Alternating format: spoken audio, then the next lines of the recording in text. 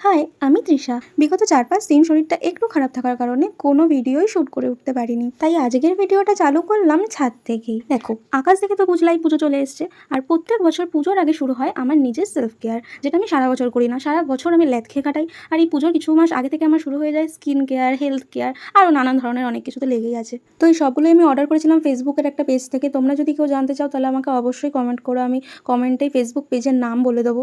দেখো, দুর্গাপুজো তো আছে, কিন্তু কাল আছে জন্মাষ্টমী। এখানে 3টে পার্সেল আমার এসছে, যেখানে একটা আমি ফেসবুক পেজ থেকে নিয়েছি।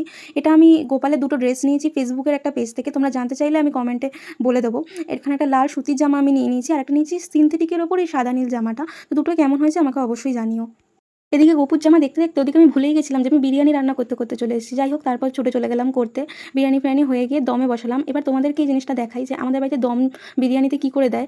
আমি এরকম একটা শিলনোড়া মাকে বলি ওপরে তুলে দিতে, হাঁড়ির ওপরে, কারণ আটাটা আমার মনে হয় অনেক ওয়েস্ট হয়। তার থেকে ভারী একটা কিছু চাপা দিয়ে দিলেও কিন্তু খুব ভালো স্টিম হয়। একে দেখো, কত সুখী, সারাদিন ল্যাদ খায়, এরকম পড়ে পড়ে শুয়ে থাকে। আর ওর যখন খিদে পায় ও মার কাছে চলে যায় প্যাঁ প্যাঁ করতে করতে। তারপর ওকে নিয়ে কিছুক্ষণ চটকাচটকি করে সোজা চলে আসি লাঞ্চ করতে। তো আজকের ভিডিওটা এখানেই শেষ করছি। দেখা হবে অন্য কোনো ভিডিওতে। আজকের মতো রাধে রাধে।